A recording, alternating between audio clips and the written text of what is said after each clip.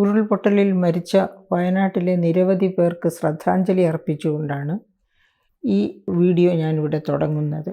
ഞാനും ഒരു വയനാട് ജില്ലക്കാരിയാണ്. വടക്കേ വയനാട് ജില്ലയാണ് എൻ്റെ സ്ഥലം. അതായത് കബനിയുടെ തീരത്ത് കുറുവാദ്വീപിനടുത്താണ് എൻ്റെ വീട്. പക്ഷേ ഇപ്പോഴീ ദുരന്തമുണ്ടായിരിക്കുന്നത് തെക്കേ വയനാട്ടിലാണ്. എങ്കിൽ പോലും ആ ഞെട്ടലിൽ നിന്ന് കരകയറാൻ ആർക്കും കഴിയുകയില്ല. വയനാട്ടിൽ വളർന്ന ആർക്കും കഴിയുകയില്ല. അത്ര ദുഃഖഭരിതമായ അന്തരീക്ഷത്തിലൂടെയാണ് ആ നാട്ടിലെ ജനം ഇപ്പോൾ കടന്നുപോയിക്കൊണ്ടിരിക്കുന്നത്.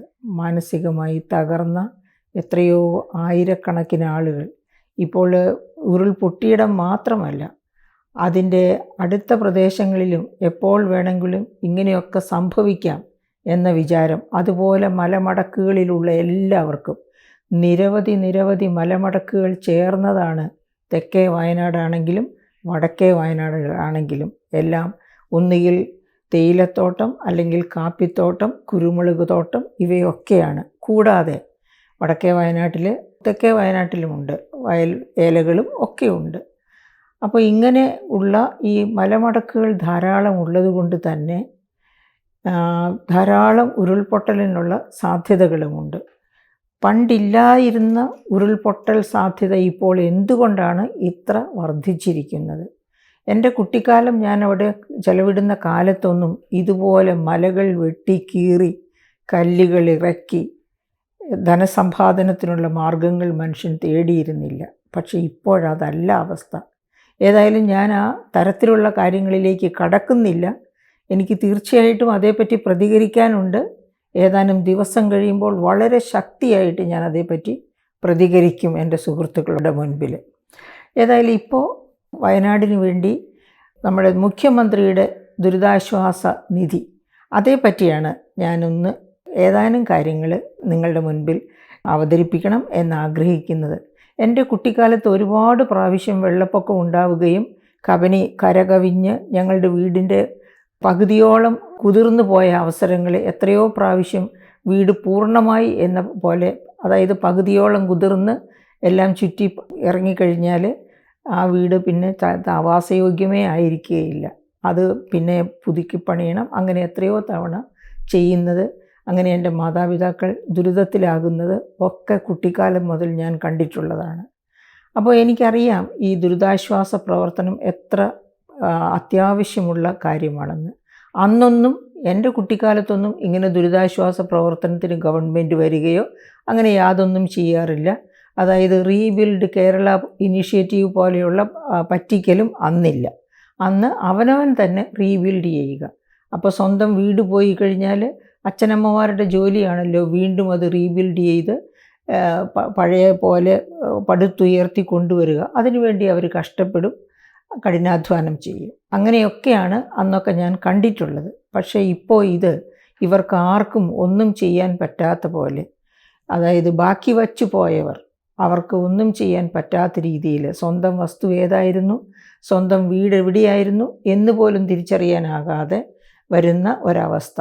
അത്തരം ഒരവസ്ഥയിൽ ഈ ദുരന്ത നിവാരണം, അതുപോലെ തന്നെ മുഖ്യമന്ത്രിയുടെ ദുരിതാശ്വാസ നിധി എന്നൊക്കെ പറയുന്നത് വളരെ പ്രധാനപ്പെട്ടതാണ്. 2018 മഹാപ്രളയം, അതിനെ തുടർന്ന് 2019 പ്രളയം, അതും കഴിഞ്ഞ് 2020-21 കാലഘട്ടത്തിലുണ്ടായ COVID-19, ഈ പറയപ്പെട്ടതൊക്കെ മഹാദുരന്തങ്ങളായിരുന്നു. ഈ ദുരന്തകാലത്ത് മുഖ്യമന്ത്രിയുടെ ദുരിതാശ്വാസ നിധിയിലേക്ക് എത്തിച്ചേർന്നത് ബഹു കോടികളായിരുന്നു. ആ ബഹുകോടികൾ എങ്ങനെ ചെലവഴിച്ചു, അതേപ്പറ്റി ധാരാളം തർക്കവിതർക്കങ്ങൾ നടക്കുന്നുണ്ട്. അത് കൈയിട്ട് വാരിയവരുണ്ട്.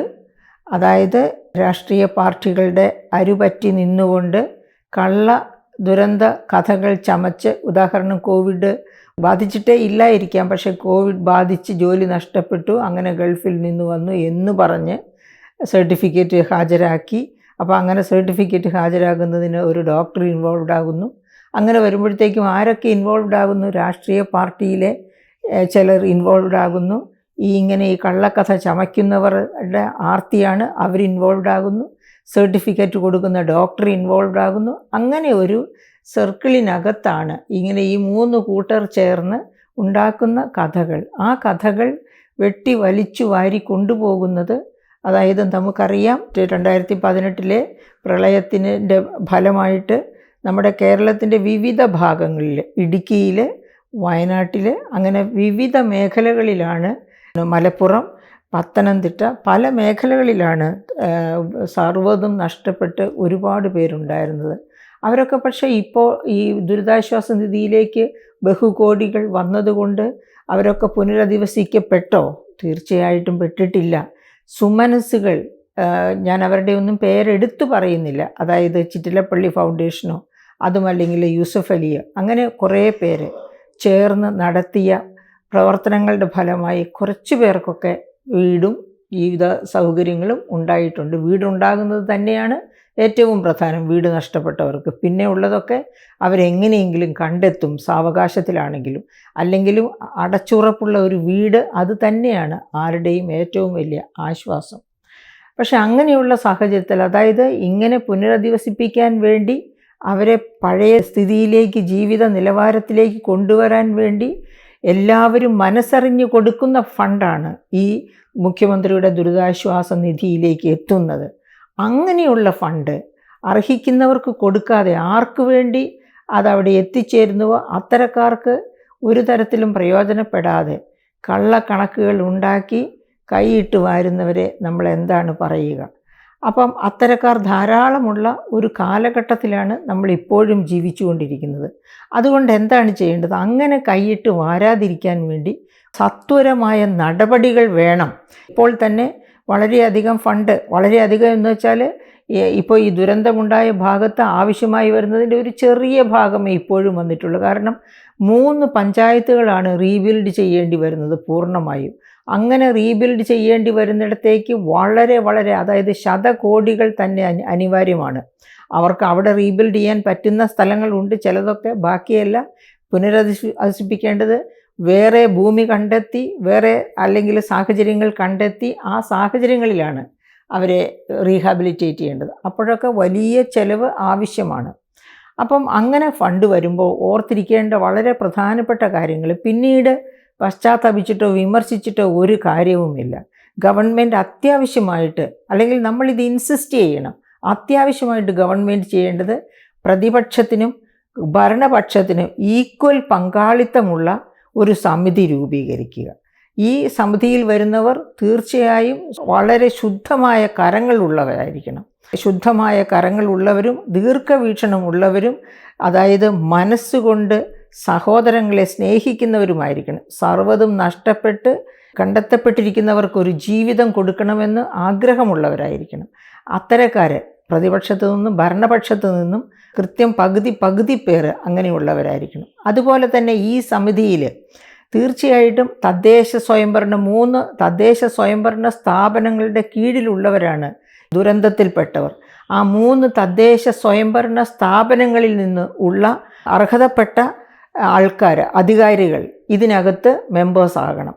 അപ്പോൾ കൃത്യമായിട്ട് എത്ര ഫണ്ട് വന്നു എന്ന് ആ തദ്ദേശ സ്വയംഭരണ സ്ഥാപനങ്ങൾ അറിയണം. ഓരോ തദ്ദേശ സ്വയംഭരണ സ്ഥാപനത്തിനും എത്ര നഷ്ടം വന്നു, എത്രമാത്രം റീഹാബിലിറ്റേഷന് ആവശ്യമുണ്ട് എന്നത് കൃത്യമായിട്ട് അറിയത്തക്ക ശേഷിയും ക്ഷേമുഷിയും ഉള്ളവരായിരിക്കണം ആ കമ്മിറ്റിയിൽ വരുന്നത്.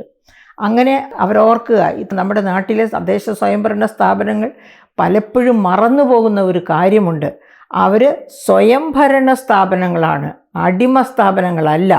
സംസ്ഥാന ഗവൺമെൻറ്റിൻ്റെയോ കേന്ദ്ര ഗവൺമെൻറ്റിൻ്റെയോ അടിമത്തത്തിൽ കഴിയേണ്ട സ്ഥാപനങ്ങളല്ല, സ്വയംഭരണ സ്ഥാപനങ്ങളാണ്. ആ സ്വയംഭരണ സ്ഥാപനങ്ങൾ കോൺസ്റ്റിറ്റ്യൂഷണലായിട്ട് ഒരു കേന്ദ്ര ഗവൺമെൻറ്, ഒരു യൂണിയൻ ഗവൺമെൻറ് എങ്ങനെ കോൺസ്റ്റിറ്റ്യൂട്ട് ചെയ്യപ്പെടുന്നുവോ, ഒരു സംസ്ഥാന ഗവൺമെൻറ് എങ്ങനെ കോൺസ്റ്റിറ്റ്യൂട്ട് ചെയ്യപ്പെടുന്നുവോ അതുപോലെ അധികാരങ്ങളോടുകൂടി കോൺസ്റ്റിറ്റ്യൂട്ട് ചെയ്യപ്പെടുന്നതാണ് തദ്ദേശ സ്വയംഭരണ സ്ഥാപനങ്ങളും. അപ്പോൾ ആ തദ്ദേശ സ്വയംഭരണ സ്ഥാപനങ്ങൾക്ക് കിട്ടുന്ന ഫണ്ട് ആരും കൈയിട്ട് വാരി കൊണ്ടുപോകുന്നില്ല എന്ന് അവർ തന്നെ ഉറപ്പുവരുത്തണം. അതിനുള്ള അധികാരം അവർക്കുണ്ട്.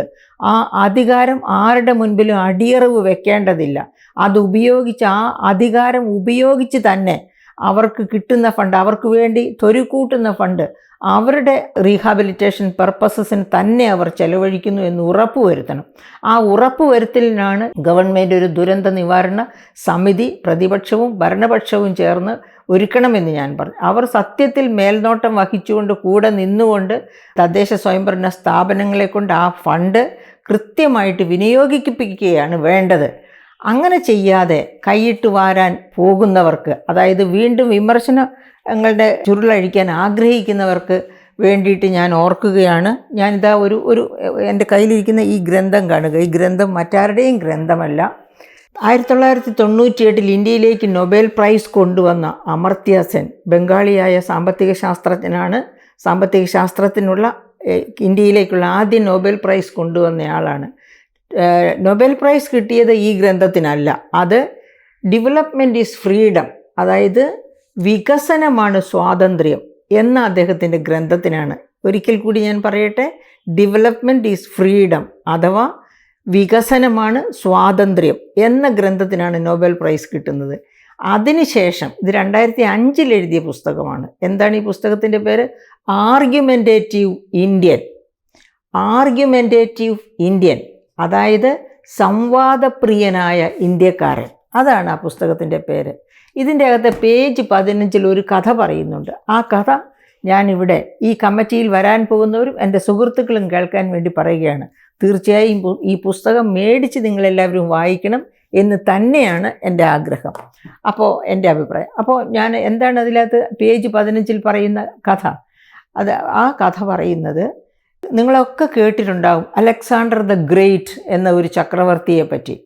മാസിഡോണിയൻ ചക്രവർത്തിയായിരുന്നു. ആ മാസിഡോണിയയിൽ നിന്ന് അദ്ദേഹം പോകുന്നിടമെല്ലാം വെട്ടിപ്പിടിച്ച് ജയിച്ച് അവിടെയെല്ലാം എന്താ പറയുക, രാജാക്കന്മാർ വെട്ടിപ്പിടിക്കുക മാത്രമല്ലല്ലോ, അവിടെയെല്ലാം ലൂട്ട് ചെയ്യും. അതായത് അവിടെയുള്ള ധനവും ദ്രവ്യങ്ങളും ഒക്കെ മോഷണം നടത്തി അങ്ങനെ വെട്ടിപ്പിടിച്ചു വലിച്ചു വാരിയാണ് മുന്നേറുന്നത്.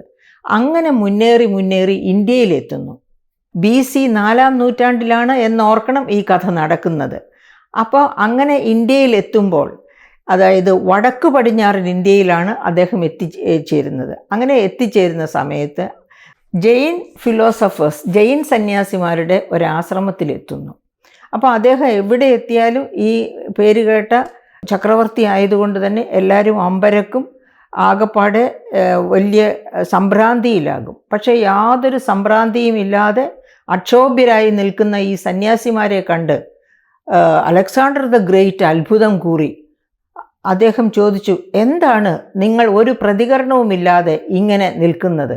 അപ്പോൾ അദ്ദേഹം പറഞ്ഞു, ഞങ്ങൾ എന്ത് പ്രതികരിക്കാനാണ് ചക്രവർത്തി? ഒരു വ്യക്തിക്ക്, അത് താങ്കളായാലും ഞങ്ങളായാലും, നിൽക്കാൻ വേണ്ടത് ഞങ്ങൾ നിൽക്കുന്ന അത്ര ഭൂമി മാത്രമാണ്. ഞങ്ങൾ ഇവിടെ ഈ ലോകത്തെ എല്ലാ മനുഷ്യർക്കും വേണ്ടി പൂജയിലും പ്രാർത്ഥനയിലുമായി നന്മ ചെയ്തുകൊണ്ട് ഇരിക്കുകയാണ്. നിങ്ങളോ നിങ്ങളുടെ രാജ്യം വിട്ട്, നിങ്ങളുടെ വീട് വിട്ട്, നിങ്ങളുടെ രാജ്യം വിട്ട് ലോകം മുഴുവനും അശാന്തി സൃഷ്ടിച്ച് എല്ലാത്തര ദുരിതങ്ങളും പെയ്തൊഴിച്ചുകൊണ്ട് മുന്നേറുകയാണ്. കുറച്ചു കഴിഞ്ഞാൽ നിങ്ങൾ മരിക്കും. നിങ്ങൾക്ക് വേണ്ടത് 6 അടി മണ്ണ് മാത്രം. ഞങ്ങളും മരിക്കും. ഞങ്ങൾക്കും വേണ്ടത് 6 അടി മണ്ണ് മാത്രം. പിന്നത്തെ കഥ ബൈബിളിലാണ് കാണുക. ബൈബിൾ പറയുന്നത് എന്താണ്? ഈ അലക്സാണ്ടർ ദ ഗ്രേറ്റ് തൻ്റെ ശവമഞ്ചം തൻ്റെ വിൽപത്രത്തിൽ രാജ്യത്ത് തിരിച്ചെത്തിയതിന് ശേഷം, ഈ പടയോട്ടം ഒക്കെ കഴിഞ്ഞ് സ്വന്തം മാസിഡോണിയയിൽ തിരിച്ചെത്തിയ ശേഷം അദ്ദേഹം ഒരു വിൽപത്രം എഴുതി. ആ വിൽപത്രത്തിൽ എന്താണ് അദ്ദേഹം എഴുതി ചേർത്തത്? മരണശേഷം എൻ്റെ ശവമഞ്ചം കൊണ്ടുപോകുമ്പോൾ എൻ്റെ കരങ്ങൾ രണ്ടും ശവമഞ്ചത്തിന് വെളിയിലേക്ക് ഇട്ടിരിക്കണം. എന്തിനാണത്? ഞാൻ വെട്ടിപ്പിടിച്ചതൊന്നും കൊണ്ടുപോകുന്നില്ല എന്ന് എല്ലാവരും അറിയാൻ. അതാണ് പ്രിയപ്പെട്ട സുഹൃത്തുക്കളെ ഈ കൈയിട്ട് വാരലുകാർ. അതായത് വലിയ ഒരു ദുരന്തത്തിൻ്റെ വക്കിൽ കണ്ണീരോടെ ചങ്കിടിപ്പോടെ ശേഷിച്ചിരിക്കുന്നവർ, അംഗവൈകല്യങ്ങളോടെ മാനസിക വിഭ്രാന്തിയോടെ ഒക്കെ ഇത്തരം ദുരന്തങ്ങളോടൊക്കെ മല്ലടിച്ച് അവർ ഒരു പക്ഷേ ജീവിതത്തിലേക്ക് തിരിച്ചു വന്നേക്കാം. അവരെ ജീവിതത്തിലേക്ക് തിരിച്ചു കൊണ്ടുവരുന്ന ഡ്യൂട്ടി നമ്മുടെ എല്ലാവരുടെയുമാണ്. ആ ഡ്യൂട്ടി മറന്നുകൊണ്ട് ആരും പ്രവർത്തിക്കാൻ പാടില്ല. ഉദാഹരണത്തിന് നമ്മുടെ ഇതാണ് നമ്മുടെ 2018 മഹാപ്രളയത്തിന് ശേഷം നമ്മളെല്ലാം ഒരുപാട് പേര് കോൺട്രിബ്യൂട്ട് ചെയ്ത ഫണ്ടിൽ നിന്നാണ് 20,000 കോടിയുടെ വകവിട്ട, അതായത് അർഹതയില്ലാത്തവരിലേക്ക് 20,000 കോടിയിലധികം ഇറങ്ങിപ്പോയി എന്നാണ് പറയുന്നത്. അതായത് രാഷ്ട്രീയക്കാരും അതുപോലെ തന്നെ ഇങ്ങനെ കൈയിട്ട് വാരലുകാരും ഡോക്ടേഴ്സാണ് അവർക്ക് സർട്ടിഫൈ ചെയ്ത് കൊടുക്കുന്നത്. അപ്പോൾ ഡോക്ടേഴ്സിന് ഇനാം കിട്ടുന്നു, ഈ ശുപാർശ കൊടുക്കുന്നുണ്ട് രാഷ്ട്രീയക്കാർക്ക് കിട്ടുന്നു. പിന്നെ ഒരു അങ്ങനെ മൂന്നായിട്ട് ഭാഗിച്ച ഈ 20,000 കോടിയിലധികം ഇങ്ങനെ പുറത്തേക്ക് പോയി എന്ന് പറയുന്നത്. അതായത് ദുരന്ത നിവാരണം അർഹിച്ചവർക്ക് അത് കിട്ടിയില്ല. അതിനുവേണ്ടി നമ്മളെപ്പോലുള്ളവർ കളക്ട് ചെയ്തു. നമ്മളെപ്പോലുള്ളവർ എന്ന് പറഞ്ഞാൽ എൻ്റെ പെൻഷൻ ഒരു മാസം ഞാൻ സർക്കാരിലേക്ക് സറണ്ടർ ചെയ്ത് കൊടുത്തു. അതുപോലെ തന്നെ എൻ്റെ ഭർത്താവിൻ്റെ കൊടുത്തു. അതുപോലെ ഈ നാട്ടിലെ സർക്കാരിൽ നിന്ന് പിന്നെ പെൻഷൻ പറ്റുന്ന ഉദ്യോഗത്തിൽ നിന്ന് പിരിഞ്ഞ എല്ലാവരും ചെയ്തിട്ടുണ്ടാകണം. അതുപോലെ ശമ്പളം സറണ്ടർ ചെയ്തു ഗവൺമെൻറ് ജീവനക്കാരെല്ലാവരും. അങ്ങനെ തന്നെ അതുപോലെ തന്നെ നമ്മുടെ ബന്ധുക്കൾ, ഈ പ്രളയത്തിൻ്റെ കെടുതിയിൽപ്പെട്ട ബന്ധുക്കൾക്ക് വേണ്ടി അല്ലാതെ തന്നെ, അതായത് സർക്കാർ ഫണ്ടിലേക്ക് കൊടുക്കാതെ തന്നെ നമ്മളൊക്കെ ധാരാളമായിട്ട് കൊടുത്തിട്ടുണ്ട്. അതൊക്കെ അവർക്ക് പ്രയോജനപ്പെട്ടിട്ടുണ്ട്. പക്ഷേ സർക്കാരിൻ്റെ കരങ്ങളിലേക്ക് വിശ്വസിച്ചേൽപ്പിച്ച ഫണ്ട്, അതായത് ഒരു ദുരന്ത നിവാരണത്തിന് വേണ്ടി ഫണ്ട് കൊടുക്കുമ്പോൾ NGOസിന് കൊടുത്താൽ അവരുടെ വയറ്റിപ്പഴുപ്പിന് അത് അവർ ഉപയോഗിക്കും ഒരു വലിയ പരിധി വരെ. ബാക്കിയെ ഈ പറയപ്പെട്ട അർഹതയുള്ളവരുടെ പക്കലെത്തും. അപ്പം ഏറ്റവും നല്ല മാർഗം, ഏറ്റവും വിശിഷ്ടമായ ചോരലുകളില്ലാത്ത മാർഗം എന്ന് പറയുന്നതാണ് സർക്കാരിൻ്റെ കയ്യിലേക്ക് ആ പണം ഏൽപ്പിക്കുക. വിശ്വസ്തയോടുകൂടി സർക്കാർ ആ പണം പാവങ്ങൾക്ക്, ഈ പറയപ്പെട്ട ദുരന്ത വിക്ടിംസിന് കൈമാറുക. അതായത് വെറുതെ കൈമാറുകയല്ല, പണമായിട്ട് കൈമാറുകയല്ല, അത് സ്ഥാവര ജംഗമങ്ങളാക്കി വീടായി മറ്റ് അവരുടെ ആരോഗ്യമായി ഒക്കെ പല രീതിയിലാണ് അവരിലേക്ക് അത് എത്തിച്ചേരേണ്ടത്. അങ്ങനെ എത്തിച്ചേർന്നില്ല എന്ന് കേൾക്കുമ്പോൾ കൊടുത്ത നമ്മളും വിഡ്ഢികളാകുന്നു, അത് കാത്തിരുന്നവരും അതിൻ്റെ പ്രയോജനം കാത്തിരുന്നവരും വിഡ്ഢികളാകുന്നു. അങ്ങനെ ഒരു അവസ്ഥയിലേക്ക് ഈ പറയപ്പെട്ട വയനാട് ദുരന്തം എത്തിച്ചേരാതിരിക്കാൻ വേണ്ടിയാണ് ഞാൻ പറഞ്ഞത് ഒരു സമിതി ഫോം ചെയ്യണമെന്ന്. അതുമാത്രവുമല്ല, ഈ തദ്ദേശ സ്വയംഭരണ സ്ഥാപനങ്ങൾ സ്വയംഭരണ സ്ഥാപനങ്ങളാണ് എന്നവർ മനസ്സിലാക്കണം. അവരുടെ ഫണ്ട് എങ്ങനെ വിനിയോഗിക്കണം എന്ന് തീരുമാനിക്കാനുള്ള അവകാശം അവർക്കുണ്ട്. പക്ഷേ സംസ്ഥാന സർക്കാരിൻ്റെ ഉപദേശത്തോടു കൂടി തന്നെ ചെയ്യുന്നത് ആവശ്യമാണ്, അതിന് യാതൊരു സംശയവുമില്ല. പക്ഷേ ശക്തമായ നിലപാടുകൾ തദ്ദേശ സ്വയംഭരണ സ്ഥാപനങ്ങൾക്കുണ്ടെങ്കിൽ അതിനു മേലെ പറക്കാൻ ഒരു പരുന്തിനും കഴിയുകയില്ല എന്ന് നല്ല ആത്മവിശ്വാസത്തോടെ ഞാൻ പറയുകയാണ്. അങ്ങനെ തന്നെ സ്വയംഭരണ സ്ഥാപനങ്ങൾ പ്രവർത്തിക്കട്ടെ എന്ന് ആഗ്രഹിക്കുകയും ചെയ്യുകയാണ്.